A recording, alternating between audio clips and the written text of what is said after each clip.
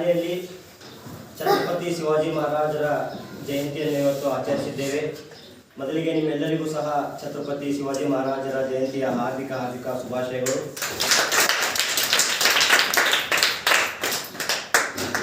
ಛತ್ರಪತಿ ಶಿವಾಜಿ ಮಹಾರಾಜರು ಮರಾಠ ಸಾಮ್ರಾಜ್ಯದ ಸ್ಥಾಪಕರು, ಗೊತ್ತಲ್ಲ? ಛತ್ರಪತಿ ಶಿವಾಜಿ ಮಹಾರಾಜರು ಮರಾಠ ಸಾಮ್ರಾಜ್ಯದ ಸ್ಥಾಪಕರು ಹೇಳಿ ಅವರು ಜನ್ಮದಿನ ಅಂತ ಹೇಳಿ ಇವತ್ತು ನಾವು ಜನ್ಮದಿನ ಆಚರಣೆ ಮಾಡ್ತಿದ್ವಿ. ನಿಮ್ಗೆಲ್ಲರಿಗೂ ಗೊತ್ತಿದೆ, ತಾಯಿಯೇ ಮೊದಲ ಗುರು ಅಂತ ಹೇಳ್ತೀವಿ, ಹೌದಾ? ತಾಯಿಯೇ ಮೊದಲ ಗುರು. ಹಾಗೆ ಶಿವಾಜಿಗೂ ಸಹ ತಾಯಿಯೇ ಮೊದಲ ಗುರು ಆಗಿತ್ತು. ಅವರ ತಾಯಿ ಹೆಸರೇನು? ಜಿಜಾಬಾಯಿ ಅಂತ. ಜಿಜಾಬಾಯಿ ತಂದೆ ಹೆಸರು ಶಹಾಜಿ ಭೋಸ್ಲೆ. ತಂದೆ ಹೆಸರು ಶಹಾಜಿ ಭೋಸ್ಲೆ ಅಂತ ಹೇಳ್ಬಿಟ್ಟು ಶಿವಾಜಿ ಮಹಾರಾಜರು ಚಿಕ್ಕವರಿದ್ದಾಗ ಅವರ ತಾಯಿ ಏನ್ ಮಾಡ್ತಿರಪ್ಪ ಅಂತಂದ್ರೆ ಅವರಿಗೆ ಅತಿ ಸಾಹಸಮಯ ಕಥೆಗಳನ್ನು ಹೇಳೋದ್ರ ಮೂಲಕ ರಾಮಾಯಣ ಆಗಿರ್ಲಿ ಮಹಾಭಾರತ ಆಗಿರ್ಲಿ ಸಣ್ಣ ವಯಸ್ಸಿನಲ್ಲಿ ಅವರಿಗೆ ಎಲ್ಲಾ ಒಂದು ಸಾಹಸ ಕಥೆ ಹೇಳೋದ್ರ ಮೂಲಕ ಅವರಲ್ಲಿ ಏನು ವೀರತ್ವದ ಭಾವನೆ ಮತ್ತು ಯಾವುದೇ ರೀತಿಯಾದಂತಹ ಒಂದು ಹಿನ್ನಡೆ ಅಥವಾ ಹಿಂಜರಿಕೆ ಅಂತಕ್ಕಂಥದ್ದು ಅವ್ರ ಮೇಲೆ ಅವರು ಹುಟ್ಟುಕೊಡ್ಲಿಲ್ಲ. ಹಾಗಾಗಿ ಮುಂದೆ ಶಿವಾಜಿ ಮಹಾರಾಜರು ಏನ್ ಮಾಡ್ತಾರಪ್ಪ ಅಂತಂದ್ರೆ ಬೆಳೀತಾ ಬೆಳೀತಾ ಬೆಳೀತಾ ಬೆಳೀತಾ ತನ್ನದೇ ಆದಂತಹ ಒಂದು ಇಡೀ ಭಾರತದಲ್ಲಿ ಬಂದಾಗ ದಕ್ಷಿಣ ಭಾರತ ಮೇಲೆ ಉತ್ತರ ಭಾರತ ಬಂದಾಗ ಆ ಕಡೆ ಮೊಘಲರಾಗಿರ್ತಾರೆ, ಈ ಕಡೆ ಬಿಜಾಪುರ ಸುಲ್ತಾನರು ಆಡಳಿತವನ್ನು ಮಾಡ್ತಾ ಇರ್ತಾರೆ.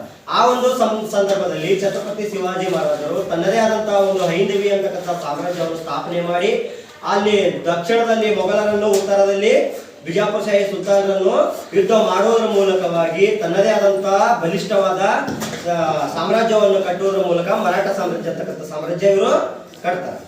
ಹೀಗೆ ಹುಟ್ಟ ಹೋರಾಟಗಾರರಾಗಿರ್ತಾರೆ. ಎಷ್ಟು ಪರಾಕ್ರಮಿ ಅಂತಂದ್ರೆ ಇವರಿಗೆ ನೀವೆಲ್ಲರೂ ಮಾತು ಕೇಳಿರ್ಬೋದು, ಮೂರ್ತಿ ಚಿಕ್ಕದಾದರೂ ಕೀರ್ತಿ ದೊಡ್ಡದಾಗಿರ್ತದೆ ಅಂತ ಹೇಳಿ, ಹೌದಾ? ಶಿವಾಜಿ ನೋಡ್ಲಕ್ಕೆ 7 ಫೀಟ್ 8 ಫೀಟ್ ಮಂಚ ಇರಲಿಲ್ಲ. ಅವರು ಕೇವಲ 3-4 ಫೀಟ್ ಅಷ್ಟೇ ಎತ್ತರವಾಗಿದ್ರು. ಆದ್ರೆ ಇವರ ಕೀರ್ತಿ ಎಷ್ಟು ಮಟ್ಟಗಿತ್ತಂದ್ರೆ ಇಡೀ ಜಗತ್ತಿನಲ್ಲಿಯೇ ಶಿವಾಜಿ ಅಂತಂದ್ರೆ ಒಂದು ಉನ್ನತವಾದಂತಹ ಸ್ಥಾನದಲ್ಲಿದ್ರು. ಯಾಕೆ ಅಷ್ಟು ಉನ್ನತವಾದ ಸ್ಥಾನದಲ್ಲಿದ್ರು ಅಂತಂದ್ರೆ ಶಿವಾಜಿ ಮಹಾರಾಜರು ಮಾಡಿರ್ತಕ್ಕಂತಹ ದಂಡಯಾತ್ರೆಗಳಾಗಲಿ ಅಥವಾ ಅವರು ಮಾಡಿರ್ತಕ್ಕಂತಹ ಆಡಳಿತವಾಗಲಿ ಆ ಜನ ಮೆಚ್ಚುವಂತಹ ಆಡಳಿತವನ್ನು ಅವರು ನೀಡುತ್ತಾರೆ. ಇವರು ಮೊಟ್ಟ ಮೊದಲ ಗೆದ್ದಂತಹ ಕೋಟೆ ಯಾವುದಪ್ಪ ಅಂತಂದ್ರೆ 1646ರಲ್ಲಿ ತೋರಣದುರ್ಗ ಅಂತಕ್ಕಂತಹ ಒಂದು ಕೋಟೆಯನ್ನು ಗೆಲ್ತಾರೆ. ಅದಾದ ನಂತರ ಬಿಜಾಪುರ ಸುಲ್ತಾನರಿಗೆ ಬಹಳ ಸಾಕಾಗಿರ್ತಾರೆ. ಶಿವಾಜಿ ಎಲ್ಲಾ ಕಡೆ ತನ್ನ ಸಾಮ್ರಾಜ್ಯವನ್ನು ವಿಸ್ತರಣೆ ಮಾಡ್ತಿರುವಾಗ ಬಿಜಾಪುರ ಸುಲ್ತಾನ ನಂತರ ಇಲ್ಲ ಹೆಂಗಾರ ಮಾಡಿ ಶಿವಾಜಿಯನ್ನು ಸೋಲಿಸ್ಬೇಕಂತಂದಾಗ 7-7.5 ಫೂಟ್ ಅಜಾನುಭಾವವಾದಂತಹ ಅಫ್ಜಲ್ ಖಾನನನ್ನು ಶಿವಾಜಿಯನ್ನು ಸೋಲಿಸ್ಬೇಕಂತ ಹೇಳ್ಬಿಡ್ತಾರೆ. ಯುದ್ಧಕ್ಕೆ ಅವ್ರು ಕೂಡ ಮಾತುಕತೆಗ ಪಡ್ಕಳಿಸ್ತಾರೆ. 7 ಫೂಟ್ ಅಜಾನುಭಾವವಾದಂತಹ ಅಫ್ಜಲ್ ಖಾನ್ 3-4 ಫೂಟ್ ಯಾರಿದ್ರು? ಶಿವಾಜಿ ಮಹಾರಾಜರಿದ್ರು. ಅವಾಗ ಅವ್ರಿಗೆ ಗೊತ್ತಿತ್ತು ಶಿವಾಜಿ ನೇರವಾಗಿ ಯುದ್ಧಕ್ಕೆ ಬಂದ್ರೆ ಅವರು ಯಾವುದೇ ರೀತಿಯಾಗಿ ನಮ್ಮನ್ನು ಮಣಿಯೋದಿಲ್ಲ. ಹಾಗಾಗಿ ಏನ್ ಮಾಡಮೇ ಒಂದು ಒಪ್ಪಂದವನ್ನು ಮಾಡಿಕೊಳ್ಳುವಂತ ಒಂದು ಇದು ಮಾಡ್ಕೊಂಡವ್ರು ಏನ್ ಮಾಡ್ತಾರಪ್ಪ ಅಂತಂದ್ರೆ ಅಫ್ಜಲ್ ಖಾನ್ ಮತ್ತು ಶಿವಾಜಿ ಇಬ್ಬರು ಸಹ ಒಂದು ಸ್ಥಳಕ್ಕೆ ಬರ್ತಾರ. ಆ ಒಂದು ಸ್ಥಳದಾಗ ಏನ್ ಮಾಡ್ತಾರಪ್ಪ ಅಂತಂದ್ರೆ ಶಿವಾಜಿಯನ್ನ ತನ್ನ ಏನ್ ಅಪ್ಪಗೆ ಇರ್ತಲ್ಲ ಹಿಂಗ್ ಹಿಡ್ಕೊಂಡು ಕೊಲ್ಲಬೇಕಂತಕ್ಕಂತ ಒಂದು ದೃಷ್ಟಿಕೋನ ಇಟ್ಕೊಂಡು ಯಾರು ಬಂದಿರ್ತಾರ? ಅಫ್ಜಲ್ ಖಾನ್ ಬಂದಿರ್ತಾರ. ಆದ್ರೆ ಇದು ಶಿವಾಜಿಗೆ ಮೊದಲೇ ಗೊತ್ತಿತ್ತು, ಇವ ಏನಾದ್ರ ಮಾಡೇ ಮಾಡ್ತಾರ ಅಂತಕ್ಕಂತ ಒಂದು ಅವ್ರಿಗೆ ಒಂದು ವಿಚಾರ ಮಾಡ್ಕೊಂಡು ಏನ್ ಮಾಡ್ತಾರ, ಅವ್ರ ಬಂದು ತನ್ನ ವ್ಯಗ್ರ ನಖವನ್ನು ಹಾಕಿಕೊಂಡು ಬರ್ತಾರ. ಹುಲಿ ಉಗುರು ಬರ್ತಾರ.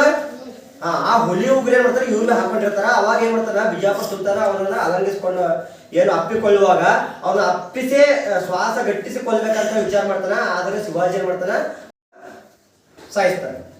ಇಂತ ಒಂದು ಅದಕ್ಕೆ ನಿಮ್ಗೆ ಹೇಳಿದ್ದೆ ನಾನು, ಮೂರ್ತಿ ಚಿಕ್ಕದಿದ್ರು ಕೀರ್ತಿ ಬಹಳ ದೊಡ್ಡದಾಗಿತ್ತು. ಈ ತರ ಹಲವಾರು